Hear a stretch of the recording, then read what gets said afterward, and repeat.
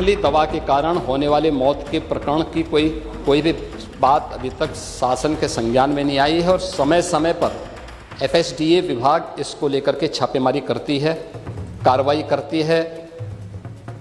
कंपनियों में भी इस प्रकार की कार्रवाई होती है।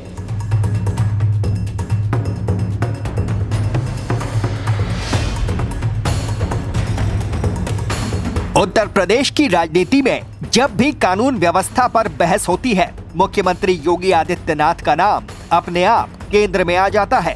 इस बार मुद्दा है कोडीन मिक्स कफ सिरप, यानी वो नशा जो दवा की शक्ल में बिकता है लेकिन असर में जहर से कम नहीं।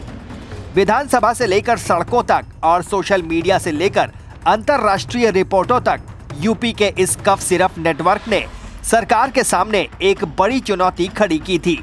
लेकिन यही वो मोड़ है जहां योगी सरकार की हंटर नीति सामने आती है, तेज, सटीक और बिना हिचक।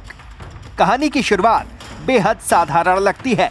कुछ साल पहले तक कफ सिरप को लेकर चर्चा सीमित थी, लेकिन धीरे धीरे उत्तर प्रदेश के कई जिलों में एक पैटर्न उभरने लगा।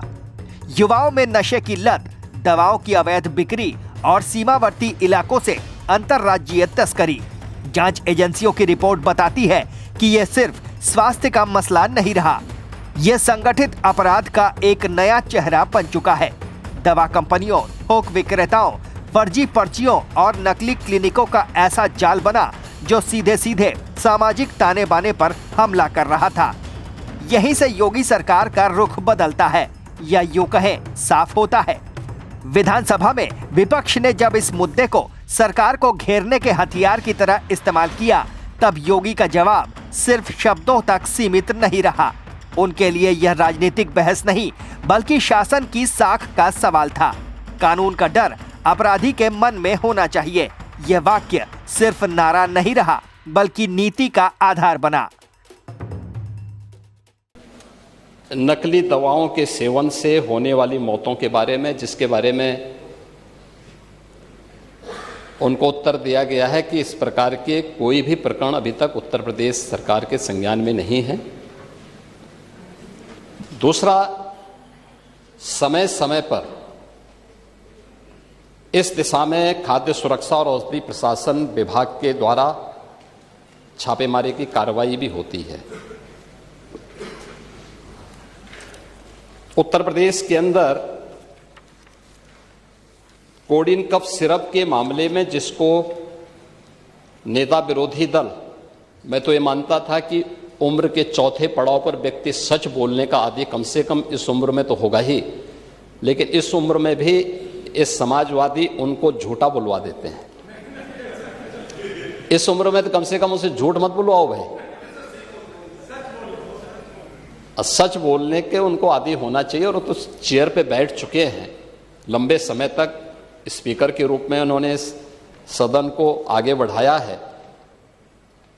कोडीन कफ सिरप से उत्तर प्रदेश के अंदर कोई मौत नहीं हुई है।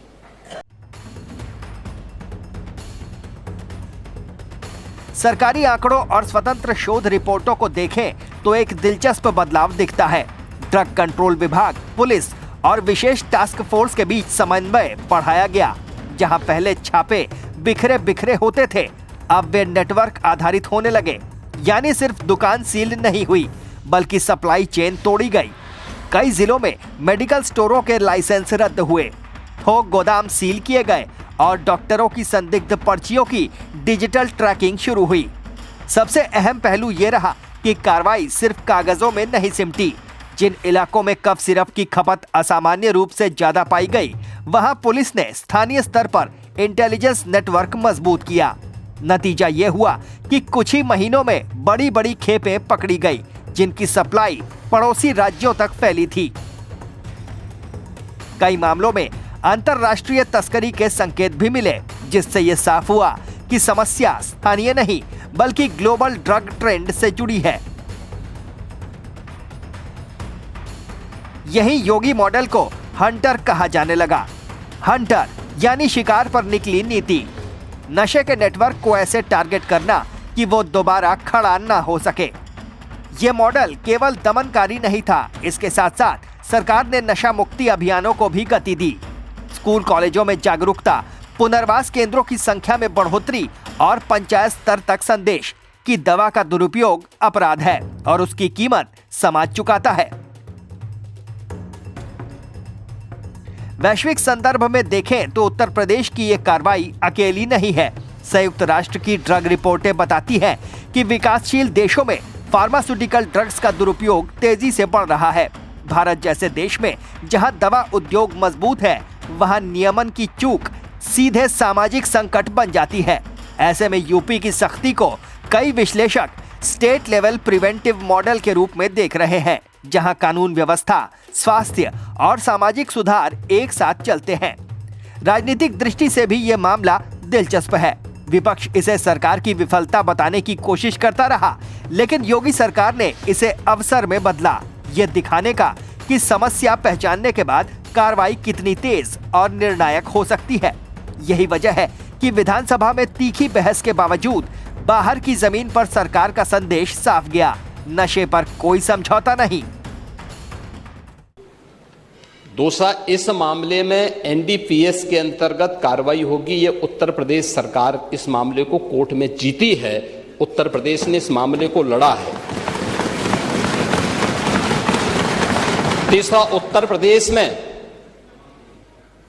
इसका जो सबसे बड़ा होलसेलर, जो बड़े होलसेलर हैं, जिसको सबसे पहले एसटीएफ ने पकड़ा था 2016 में, उसको लाइसेंस समाजवादी पार्टी ने जारी किया था।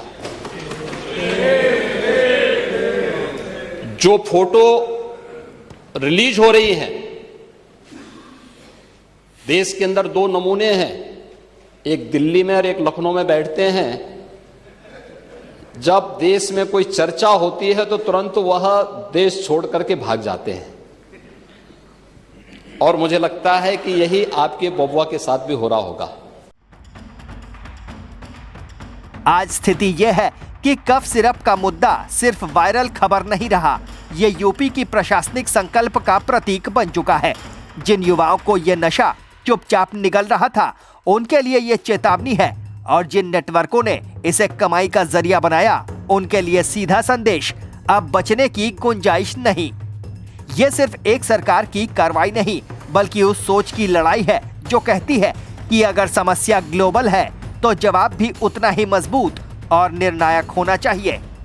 योगी हंटर इसी सोच का नाम है, जहां सवाल पूछने से पहले समाधान जमीन पर उतरता है, और जहां नशे के खिलाफ जंग महज बयान नहीं, बल्कि सिस्टम की परीक्षा बन जाती है। Team news watch India.